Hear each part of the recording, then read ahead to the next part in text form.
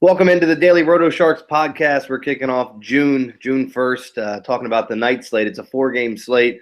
I got the Chauvin one. Josh is with me, and I missed you on, Monday, because I was dealing with some dog diarrhea, which everybody wants to come home to. So it was, God, man. I pictured your dog doing like Lloyd in Dumb and Dumber, just all over your house. He got into the Turbolax, kicked his feet up, and lost his mind. So, I've never seen anything like it. But anyway, Ben and I talked about it, and I told him, I apologize. Was it like ripping off of the walls, or what was it? What did it look like? He ripped up so I have a bigger dog, so we put him in that cage, or put her in that cage, waiting for the new cage, which just arrived today for this dog we just adopted. But somehow, some way, Houdini got out of the cage, but not before he crapped everywhere and dragged it all through the kitchen, all downstairs, and it was awful. I don't wish that upon anyone. So anyway, let's get in some baseball, because we got an interesting 4-game slate. Do you like the smaller slates? Because I know Ben loves them. What are your thoughts? Do you like seeing more games and giving Ben is a crazy person, so you got to be careful with old Ben jamming. I like both. Okay. I had some. I'll be playing both slates tomorrow. And the day slate is. I know we're not talking about the day slate, but the day slate is what, like 6 or 7 games? Yeah, and it seemed no, it's only like 4 games from what I saw, right? So both slates are 4 games. Yeah. Here's what I found, Jeremy. I like the big slates, especially because I've been rolling out more like 2 or 3 lineups instead of my usual one lately. For these smaller slates, I'll probably go back to doing my bread and butter of 1 lineup. But I've actually found that with these smaller slates, there's usually 1 or 2 teams that are like the clear, those are the offenses that you want to stack. And so for a guy like me who I eat chalk maybe 75-80% of the time. And then sometimes I have a hot take. So for me, if I can pinpoint that 1 or 2 offenses that look like they're in a great spot, and then find the one pitcher that looks like they're in a good spot, and if a pitcher who's like highly owned blows up, that sinks everyone for that slate, right? Because there's only like 8 pitchers available. And that was like Sale the other night, right? Yeah, he didn't have that was a little bit bigger slate, but Ben, good job on Ben. Ben really called it, and I chipped in some stuff too. So together we both were on the fade Sale train, and it was pretty simple. The White Sox are the best offense in baseball against left-handed pitching. So narrative or not, Sale homecoming revenge game or not, in baseball, math is usually going to win. So that's what happened. But yeah, for these small slates, if we can, and I am jumping into this. Got asked to do this pod about 5 minutes ago, so I'm jumping into it kind of green. But I mean, if we can find 1 or 2 offenses that look like they're in great spots, that offense goes off, and there's and other offenses that people are on, or other pitchers that people are on. And another thing that I found is there can be an offense like, I don't know, the Angels last night against Bartolo Colon that were a fantastic play and looked like a fantastic play. People will often fade the just hands down obvious great offense to try to be contrarian. Yeah. But there's only 4 games, good luck finding another offense. So people will try to be the smartest guy in the room and fade the good offense. And so, yeah, it's kind of a long answer to your question, but I certainly don't mind the getting in the smaller slates or the bigger slates. I mean, it seems like you're comfortable no matter what, taking chalk, fading it, and just trying to find value where you can. But all right, well, let's get into this slate, because we're going to start off with my hometown team. I just finished watching them beat the Yankees, but it's an interesting matchup. It's Wade Miley and Eduardo Rodriguez. Rodriguez, former farmhand for the Orioles that they traded for Andrew Miller when they were trying to make their playoff run a couple years ago. Got a nice little swinging strike rate. When you look at Eduardo Rodriguez and the Orioles, if you watch them, they strike out a ton. Wade Miley going for the Orioles, who, coincidentally had pitched for the Red Sox not that long ago. Yeah. The Orioles have an applied run total of 4.4. The Red Sox at 4.7. Get your thought on these bats. I mean, the Orioles bats went off tonight. Adam Jones back in the lineup. He hit a bomb. Chris Davis, who's watched more strikes fly by him than any baseball player I've ever seen. He struck out looking so many times. He hit one out tonight. Everybody kind of waiting for this lineup to get going. We know these two teams don't like each other. I don't anticipate any carryover from the beating. Oh, come on. You can't mean that, Jeff. Man. I don't think it's going to happen. You work in the media, man. It's your job to build this stuff up. Do you see the ESPN promos for this? ESPN has been advertising this game for like a week. They're like, Boston-Baltimore rivalry. Yeah. This time they're coming into the Orioles' house. And they have Mean Gene Okerlund doing it. Balls being thrown. Racist fans. Punching people. Dustin Pedroia shaking his head this way and then nodding, and then it's gonna be a brawl, man. It's gonna be. Well, you know, it's World War III. They actually have. I know the Red Sox. Some fan group planned a big party in Baltimore on Saturday, so they've got a gigantic group coming to Camden Yards, which should be fun. But if I'm not mistaken, I think Saturday is going to be David Price, and that was something I had talked about last week. Like when guys come off the DL for an extended period of time, I like to target batters against them in their second start. Not necessarily that first start they come out. It's the second start, seeing how they look after the first one. But anyway, give me your thoughts on the batters here. And with a small slate, I guess you have to start liking some pitching. And Eduardo Rodriguez is a nice place to start with his ability to get a bunch of strikeouts. Yeah, who would you say? You're the big Orioles guy. Tell people who don't know, because I don't completely know. Tell people what all you do for Baltimore sports radio.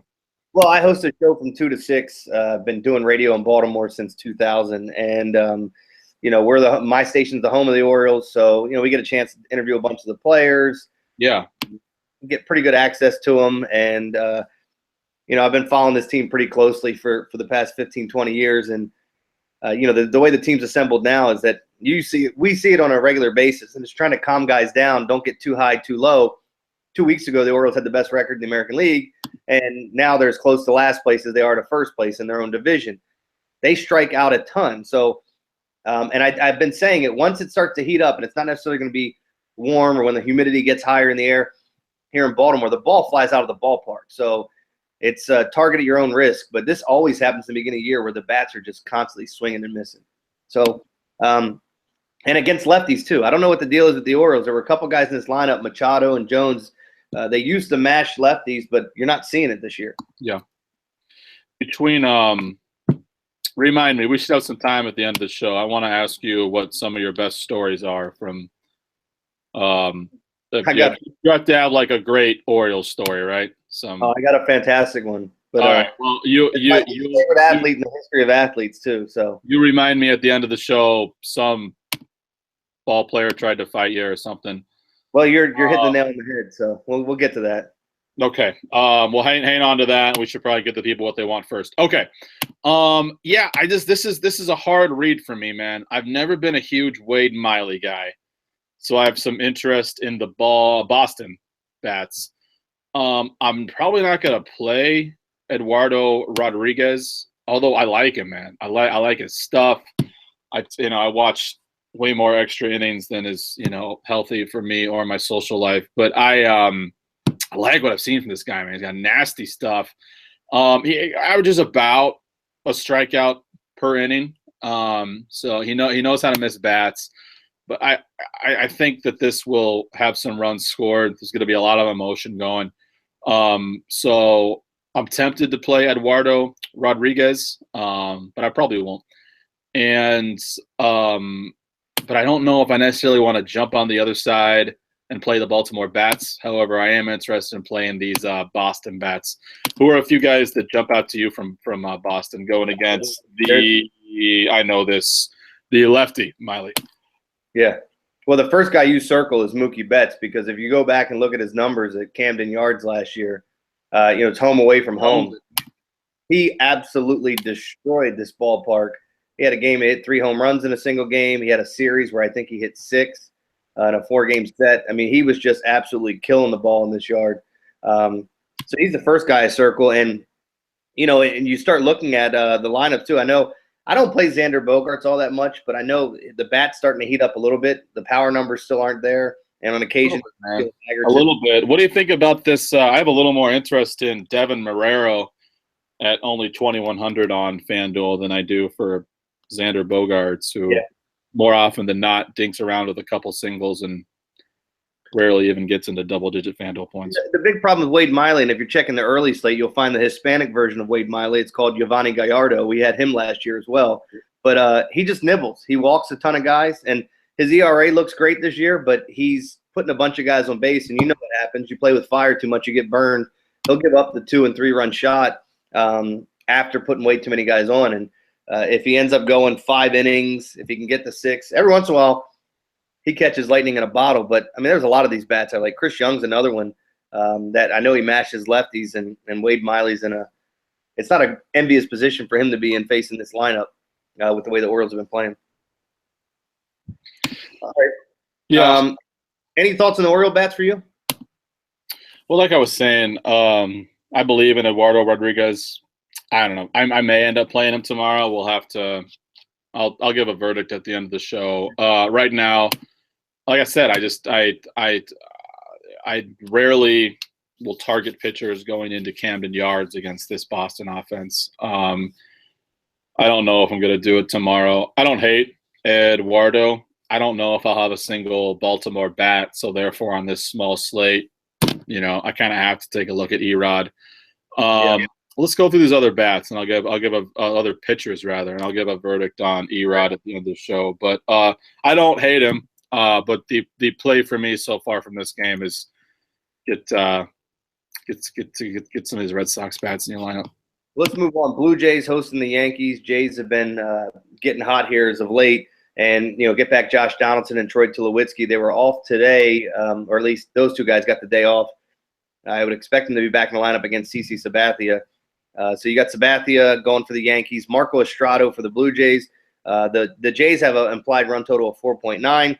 And the Yankees are at 4.2. The one interesting thing about the Jays in years past is anytime they faced a left-hander, they would always mash him. I know E5 is gone. He's in Cleveland now.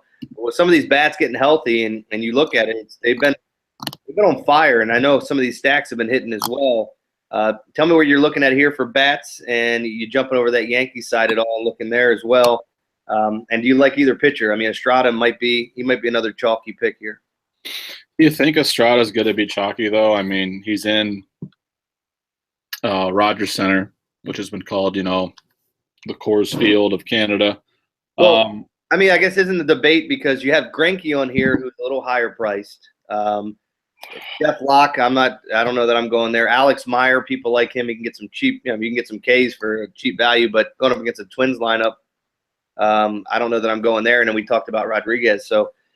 I mean, there's 3 name guys out there that are going to cost a little bit more than the rest, and it all depends. Oh, Locke. I thought you said Block, like Ty Block. I was like, no, Jeff Locke. Man, frick, dude. I just do not. I'm looking over these. Two. Honestly, if I'm going to play, well, I have to play a pitcher, obviously. For my one guy on FanDuel, honestly, I mean. I know that this isn't usually the way we do it, but let's just run down these pitchers. I mean, Greinke has been just pretty damn good. People are acting like he's been better than he has. I mean, we're talking 38 FanDuel points, 69 FanDuel points. He mowed down a pretty bad White Sox team. Unless you're a lefty, then they're the best freaking team in baseball. And then he got hit around at Milwaukee. This Marlins team has, they've been winning a few games here lately, right? Obviously, Giancarlo Stanton, Christian Yelich, D. Gordon, Derek Dietrich, JT Realmuto, Justin Bour. I don't know. Greinke can give up lawn balls, so I'm not loving that. Marco Estrada, I like Estrada. 9,200 is a fair price for him, but now he's got to face these Yankees who are getting hot again. Going into Rogers Center where the ball carries very far. We just talked about Erod. CC Sabathia against possibly the hottest offense in baseball in the Toronto Blue Jays. No thanks. Even though CC just had his best game of the season. Mm-hmm. Jeff Locke is freaking horrendous from a guy who's a lifelong Pirates fan. This guy sucks. And then, honestly, man, you got Mejia for the Twins, which that's why I was saving this game that's why I was saving these pitchers for last. The two most interesting pitchers to me on this entire slate are J.C. Ramirez and Alberto Mejia. Is that how you say it? You got J.C. Ramirez because I have Alex Meyer here, but on FanDuel they're showing J.C. Ramirez. Says J.C. Ramirez. They're typically right. Who knows? Okay. No, I mean, Ramirez has some K upside too, but again, I don't know. The more and more I watch this Twins lineup, especially if Sano's in there, a team that makes a ton of contact. Now, I know they gave up whatever it was, 15 or 16 runs to the Astros today, but again, on the flip side, they were scoring 7-8, and they've been doing that a ton. So that makes me a little nervous. But, pitching, when you have a 4-game slate, it's difficult to find that right pitcher. People are going to like Greinke because he's the highest priced guy, and if you can fit your certain stacks that you want to use. At the same extent, Estrada's coming off a couple of nice starts, and maybe a little bit cheaper, and you can buy in there. And the other guy that we mentioned was Eduardo Rodriguez, and being an Oriole fan, you're going to get some Ks from him. The big question is, does he have his control issues and give up some walks? And who Ks the most in this? I know that Crush Davis, Ks a lot. Trumbo Ks a lot. Who else? Manny Machado had a golden sombrero last night. His strikeouts are up. He's like 0 for his last 21, 22. I didn't see how he finished the game. I know he got out, but he's had like 12 strikeouts. So everybody's been striking out. It's who doesn't strike out in this lineup. Let me I'm pulling up now. If you have handy where Baltimore ranks as far as striking out, period, and then striking out Erod's handed. I don't have it in front of me, but I can tell you that if they're not in the top 3, I'd be shocked. They're one of the biggest strikeout teams in baseball. Marco Estrada came in here and he struck out 13. So they K so much it's ridiculous. It's either hit a home run or strike out. They are the team version of Ryan Schimpf. How many different guys can we throw in there that are either strikeout or home run? The Joey Gallos. That's what this team is. Homer or strikeout. Yeah. Let me look this up now with Baltimore Orioles as far as striking out. They are ninth in all of baseball as far as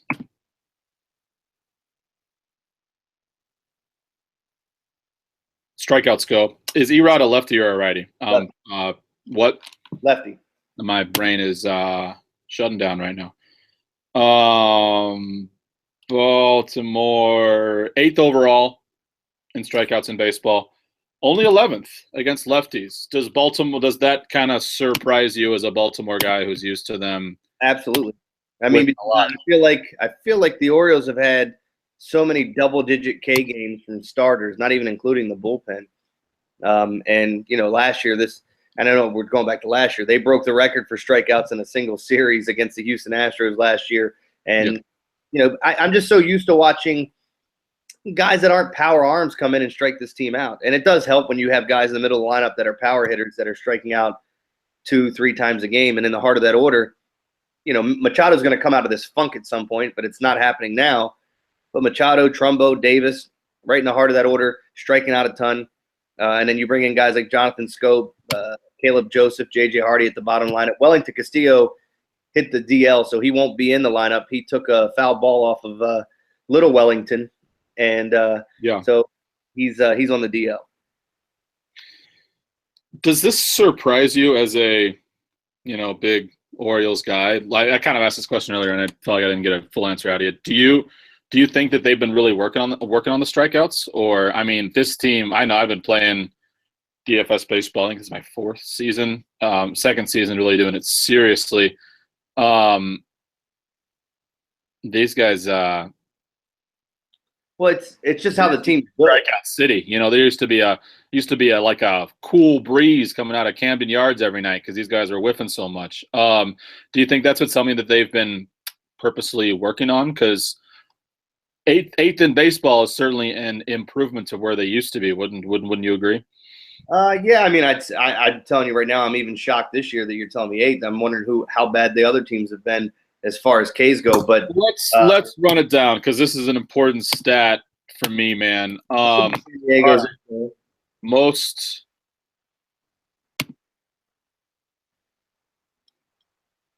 strikeouts in all of baseball.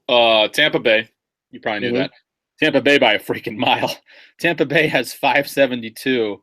San Diego is second at almost 100 less at 487. Wow. I mean, holy crap. That is insane. This Tampa Bay team just swings at everything. But I mean, goodness. But they can also put up runs, right? We saw Tampa Bay put up some runs tonight. We saw them put up some runs last night. I mean, goodness, if you can miss bats, you can rack up a lot of strikeouts. San Diego, number 2. We know that. Milwaukee, number 3. That's not a surprise. My Arizona D-backs are number 4 there, Jeremy. Oakland, number 5. Detroit, number 6. Texas, 7. Colorado, 8. Baltimore, 9. LA Dodgers, 10. So that's your top 10 team as far as strikeouts go. Wow. It does surprise me a little bit. It's just the way this team's assembled. I mean, we hear it here all the time in Baltimore. Like, well, why do we have so many? Why'd they pay Chris Davis all this money? He strikes out way too much. They got Trumbo back. He strikes out too much, and blah blah blah. I mean, you got guys on this team that are going to strike out close to 200 times or even more. I mean, Chris Davis may break the record for Ks in a season this year. Yeah. He's on pace to demolish that number. And, you know, the team, they don't bunt. They don't play small ball. They swing for the fences. It's a 3-run homer or nothing. You know, that's what they want. But guys haven't been getting on base. I think they've hit more solo shots. Like 80% of their home runs have been solo homers because guys haven't been getting on base. That's interesting.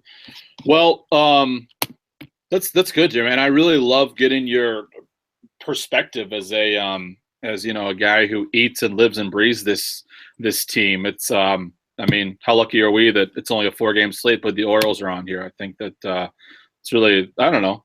For me, as a guy who's a baseball junkie and a stats junkie, I love getting your take on this. But yeah. The funny thing for me is, and I keep saying it, and I get back to it. I'm one of those guys that I'll probably always have an Orioles stack somewhere along the line, and that might be me just throwing away my $3, $6, whatever it may be. But if they go off and you don't have them, you're gonna hate yourself. You hit the nail on the head there, because that's. I can't tell you how many times that's happened. So, but, just trying to differentiate and find the guys, because there have been games. You have a couple guys in this lineup that are very capable of hitting 2 or 3 homers in a game. I mean, Trumbo, Davis, Machado, even Adam Jones, very capable of doing it on any given night. And Jonathan Scope's another sneaky guy that has a ton of pop that's going to hit 25, 30 homers this year. So, it just all depends. And again, when it heats up, you'll see it. Balls will be flying out of Camden Yards at a record rate. But, we were talking about the Yankees and the Blue Jays. Talk to me about bats here. Are you looking to do one of these teams? Jeremy, can you imagine if Ben was on the podcast right now? He would literally he'd be like seizuring and having a nervous breakdown. We just went on like a 20-minute tangent. You know what, Ben? You need to relax, buddy. This is what the people pay to see. They want to see conversation. They want laughs. And oh my gosh, I'm gonna get like a phone call from Ben. So if my laptop goes away, it's because Ben's calling me to yell at me. Okay. We were on the second game of the night. You all right there, Jeremy? I'm good. Yankees. We were on the second game of the night. New York, Toronto. We're talking about Estrada. I don't love him. Let's see how he's well, the Baltimore team we were just talking about, goodness gracious. They came into this Rogers Center. He put up 12 strikeouts, 66 FanDuel points. So pitching in Toronto doesn't seem to faze him, right? Yeah. So I have a little more interest now. This Yankees team scares me. As of right now, I like Estrada more than I do Greinke, Erod, the other top-end guys. For that reason, I'll probably be off Yankees bats, although these guys like Brett Gardner and Judge and Gary Sanchez scare me. Remind me, at the end of the show, I have another question for you about the Yankees. So as far as CC Sabathia, I'll ask you, Jeremy, because I'm a little bit torn. What are you buying? Because you got to buy one of these, you got to sell one of these. Are you buying that CC has been after just being freaking horrendous? We're talking 7 earned runs, 6 earned runs in 4 innings, 5 earned runs in 6 innings. has been quietly good. 0 earned runs, 4 strikeouts, 1 earned run, 6 strikeouts, 2 earned runs, 9 strikeouts. But these have been against 3 of the worst teams in baseball: Oakland, Tampa Bay, Kansas City. I think I Meanwhile, would rather get burned by CC pitching a good game than being on him and watching him get blown up. well, I don't I'm know. not rostering CC either way. I'm more looking at this Toronto offense, which has made me quite a bit of money over the past couple of days. Because, man, it turns out that having Josh Donaldson and Troy Tulowitzki back in your lineup helps. Am I right? Yeah, I mean, and then plus Travis started hitting the ball. The whole entire team woke up, man. I mean, Jose Bautista, Bautista and Devon Travis had been playing well for the past few days, but even more so now that they have their boys back in the lineup, right? Donaldson hit a bomb the other night in the upper decks. Break the bomb. That thing's still going, dude. It was crazy. Yeah, and then this is a lineup that we know can mash. And like I said before, in years past, I would always target the Blue Jays bats against any lefty, let alone CC Sabathia, who's going to be up there. So you got 3 options here, Jeremy. Are you buying CC Sabathia and staying away from Toronto completely? Are you thinking that Toronto still does some work and you play 1 or 2 Toronto bats, or are you going full stack, ride what is probably the hottest offense in baseball? Which of those 3? Which of the three doors are you going through? If I were going to stack one team tonight in these 4 games, for me, it would most likely be the Blue Jays. So I have no problem going full stack. I have no problem even going to the bottom of that lineup and wrapping around to the top. But the way that Bautista's swinging the sticks, I want to get him in there. And, you look at the heart of that order. I don't know if you're going I guess Kevin Pillar, you should see Donaldson batting in the 2-hole, and then the Morales smoke, how they decide to stack everything up. I mean, there's some interesting targets here. Russell Martin's playing some He does this every freaking year, man. He needs, like, Russell Martin should just start spring training in like February. Yeah. Because it takes him all of April and May to get warmed up, and then he just crushes. Yeah, so I think if you're asking, I'd take your third choice and stack up the Blue Jays. All right. I like it. And I'm not loving the Yankees, and right now I'm not, goo gaga about it, but Marco Estrada is probably my top pitcher, unless I want to go crazy and get either JC Ramirez, and I don't even hate Mejia, certainly as an SP2. This LA Angels team is horrendous without Trout, buddy. I mean, they weren't a great baseball team before, but yeah. Well, let's to Herhan go in there and tear him up. How I've been a little distracted tonight. How did Jamie Garcia do tonight against him? I didn't even look at his numbers to see what he was doing. I was doing some in-game stuff. He has a shutout going through 4 innings. Yeah, I'm telling you, man. Yeah. I mean, I may just get freaky and play Mejia. Yeah. I mean, I could see that working out as well. But before we get to that game, because I want to get to this Diamondbacks game, because I know you had a lot of love for the Diamondbacks when they were at home, but going on the road, talk to me about these Diamondback bats going up against the Marlins. I'm a Diamondbacks truther. Well, they got an implied total of 4.3 runs. The Marlins are at 3.8. We mentioned it. Jeff Locke and Zach Greinke here. Yeah, Jeff Locke I'm surprised that the Marlins total is that high, but so they're basically anticipating like a 5-3 game. I hate Locke. Locke has done nothing. Banished to the bullpen in Pittsburgh for most of last year. Locke is just yuck to me. He doesn't miss many bats. When he falls apart, it happens quick. And now he's coming off of the DL. This is his first start of the year, right, Jeremy? Yep. Yeah, first start of the year. I love these Diamondbacks, man. That's no secret. If DFS wasn't illegal in Arizona, John McCain, whoever else, get your crap together, man. I would just go to Arizona for like 2 weeks and just watch Diamondbacks games. I'm serious. I would. I thought about it, and then I found out there was one of the few states left where you can't play DFS, and I was like, well, forget that. But I've seen these Diamondbacks go into Philly and mash. I've seen him go into San Diego, which is like the second hardest hitters park in all of baseball, right? Yep. And mash. Not just Jared Weaver. They that whole freaking series they hit. This is, I might get some hate on Twitter for this, but I think it's the best offense in all of baseball right now, especially when AJ Pollock is healthy and Yasmani Tomas is healthy. But when you've got AJ Pollock, Jeremy Lamb, Chris Owings, Paul Goldschmidt, David Peralta, Chris Owings, if they can get they got the two-headed monster and Iannetta and Herman, who were both above average catchers. What I'm trying to say is I believe in this team. So the going to Miami doesn't bother me. We see Stanton mash home runs into that ugly, dolphin. What is that thing? Like a Ferris wheel or some crap? That It's literally like it looks like it belongs in like a bad county car. Well, Stanton's questionable for tomorrow too. Are you looking at any of the Marlins bats against Greinke, or are you just staying away from him? Who's questionable, bro? Stanton is. Oh, I know he missed a game the other day. I don't know. I didn't know if it was just a day off or it was injury related, but they have him listed as questionable for tomorrow.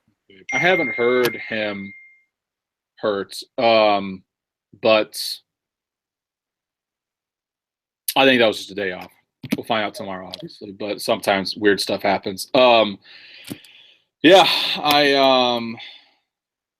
definitely gonna have interest in Arizona against the lefty Jeff Locke.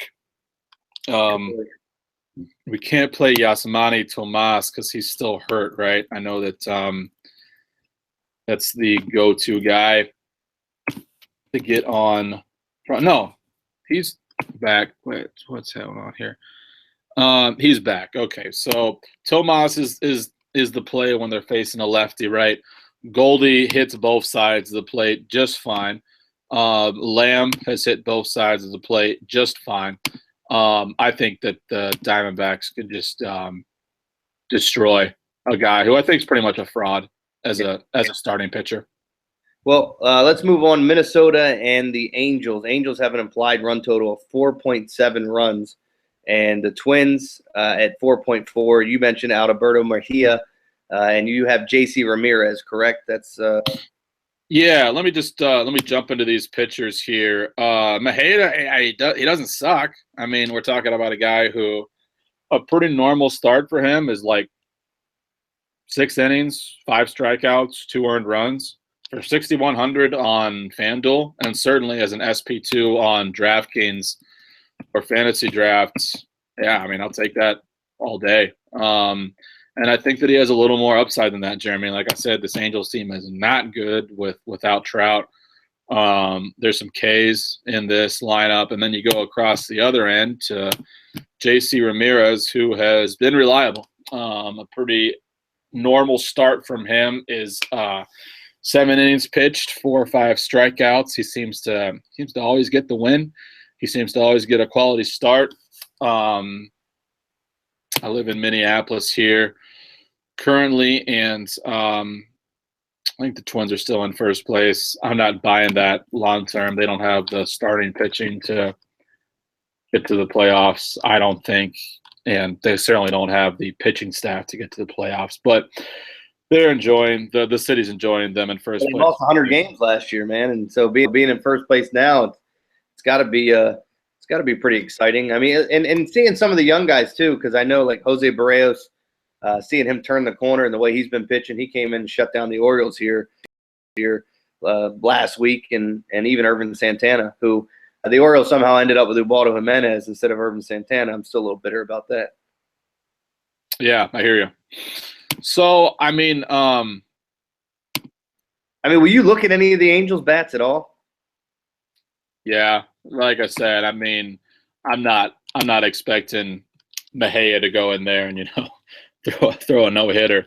I think run total is 4.7 runs. I mean, that's a hefty number for a lineup that looks like that. I mean, when you got Jeffrey Marte possibly batting cleanup for you, it's it's a little scary. You want to play a little bit of narrative street, Jeremy? You've got Albert Pujols is 1 home run away from, 600. Yep.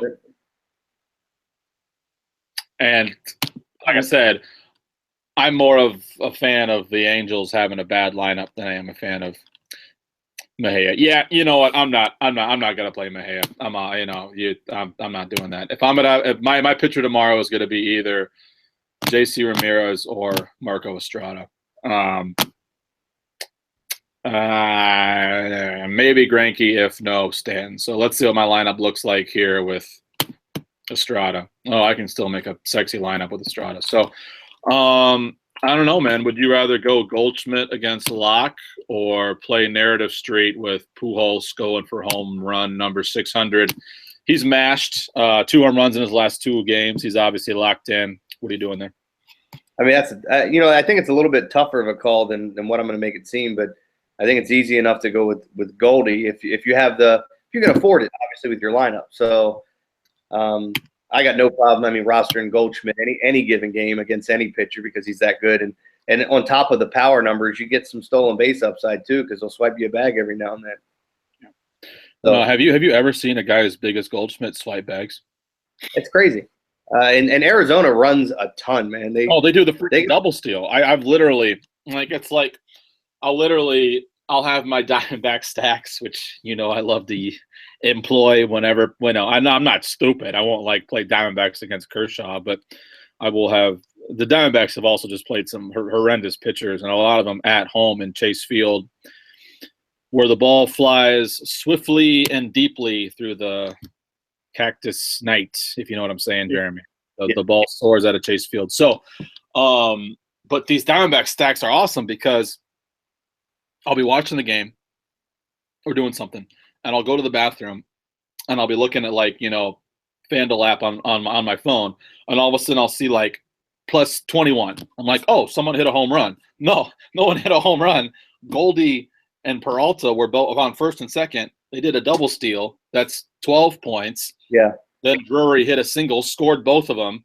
That's 18 points that happened in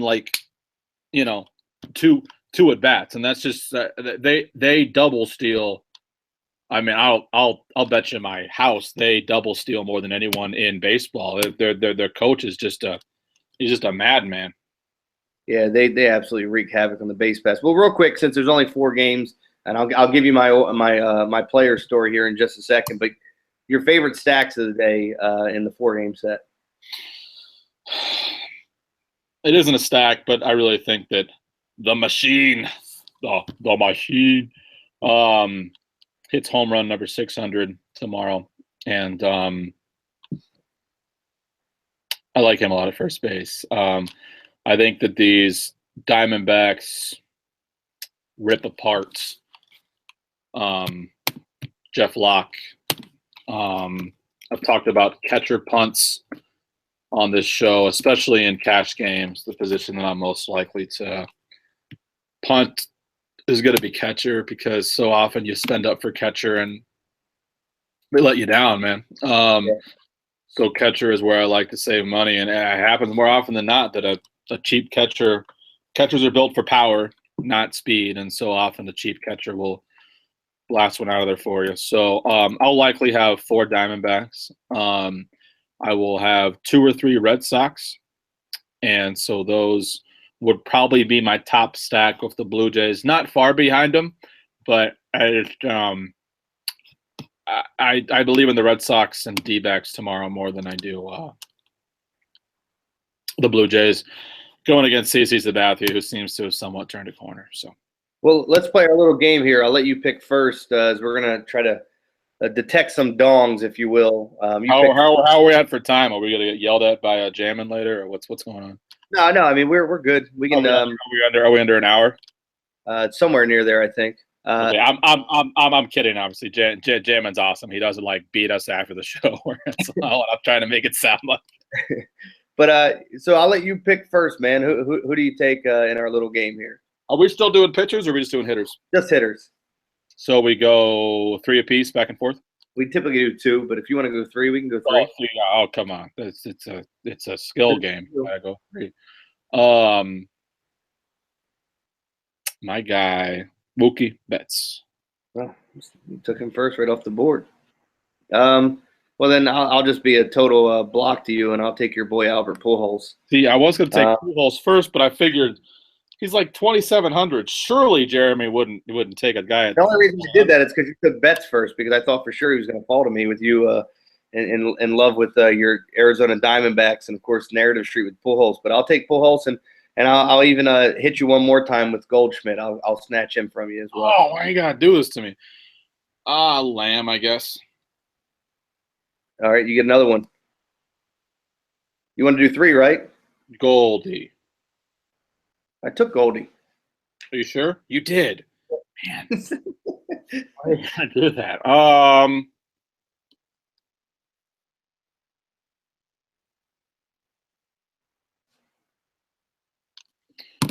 Who else do I like? Nobody else in your Diamondback stack you like there? You like the Blue Jays too. I do like the Blue Jays too. I'm gonna stick with the D-backs and my Red Sox tomorrow. I'll go Devin Marrero. Just hopefully he's in the lineup. All right. If he is if he's in the lineup, I'll be all over him. So it's a win-win for me, right? And I'll go on with my hometown team. I'll take Jonathan Scope, good old Johnny. We call him Johnny Baseball here. I think he hits one out. If you're looking, he's not as cheap, but maybe off the beaten path just a bit, off of Eduardo Rodriguez. Now, you asked me. I actually have a bunch of stories. I'll give you a bunch about one player. And I don't know if you remember Eric Bedard, who he used to pitch for the Orioles. I hated Bedard. He came over to the Pirates. He was supposed to be back when they just had an idiot running the organization. It's actually a really sad story. He was born without a heart. He was supposed to be the he was management, and the ownership was just stupid. So this is how bad it was. He was their big splash free agent signing, was getting Eric Bedard in. And I obviously I don't know. I have relatives that are special needs, but the obvious nickname was Bedard the retard. You don't have to be a genius to figure that nickname out, but everyone hated him, and so I can't wait to hear your story. No one likes this guy. I got a bunch of them. So when he was here, they sent him on a rehab assignment in the minor leagues, and Eric Bedard sat in his car watching movies the entire time. Now, typically what happens when a major league vet goes on a rehab assignment, they'll bring in food for the young players. They'll talk to them because some of those guys want to pick their brain, ask them things about him. So Bedard was hurt and, sent down to AAA to have some practice before he came up. Yeah. And he basically went to the manager in, I think this was AA or single A, wherever they sent him whoever was home at that point in time. So it didn't matter where they sent him, but they sent him to a team that was playing at home. And he basically went to the manager and said, "This is what I'm doing, and I'm leaving right after this. Screw you guys." And he sat in his car the entire time watching movies on his DVD player. And it's just like little stuff like that behind the scenes really got to people. When he got traded to Seattle, he shows up there and he goes, "I'll answer 3 questions and that's it." And one reporter goes, "Why only 3 questions?" And he goes, "Now it's down to 2 questions." He was an asshat. But my personal run-ins with him, I used to do a show with Amber Theo Harris, who works for the NFL Network. And she's on. You'll see her on there. She used to do Masson for the Orioles. She was their probably like a sideline reporter, but she was one of their main reporters before she got the big gig with the NFL Network. So the show we did, we had Eric Bedard on. Well, one night we were out downtown in Baltimore, just having a few drinks with some friends, and she went to introduce me to him, and he gave me the cold shoulder. And I'm not some tough guy, but I couldn't stand it. So I told him how I felt and told him where he could, he could shove it up his ass, basically. And he turned around, we had words, and I thought we were going to get in a fist fight in the middle of this bar in downtown Baltimore. Well, wait, so you're with a female coworker?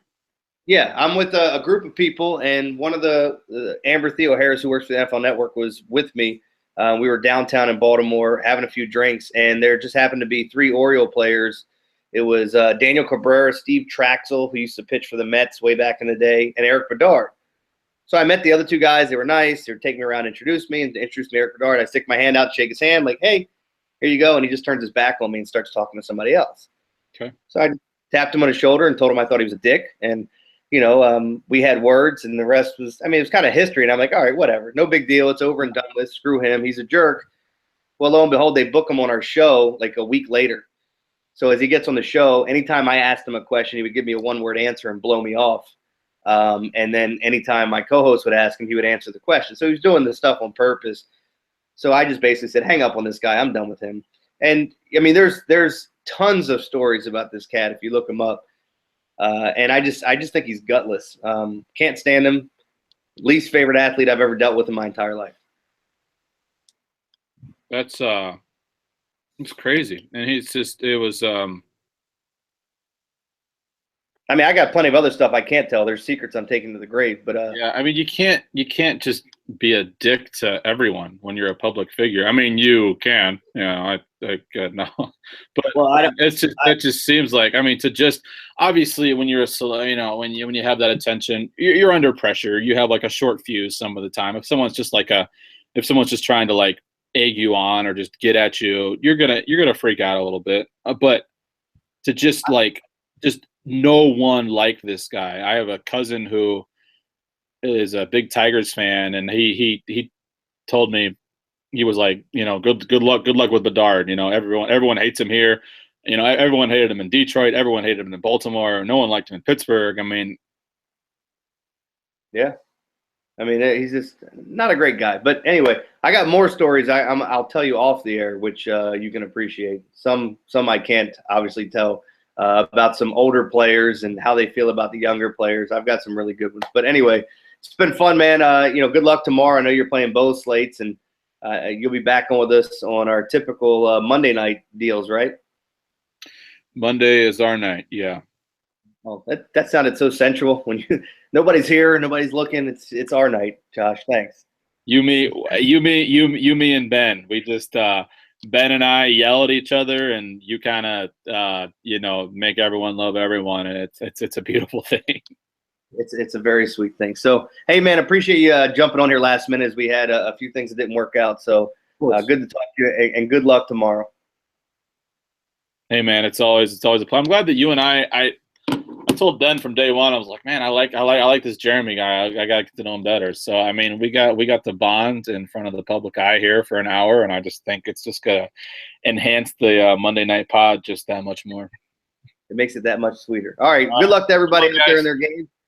And we'll get to more, and we'll have another podcast back for you again tomorrow. Go to DailyRotoSharks.com for all your information. And by the way, the sheets were on fire today. They were free.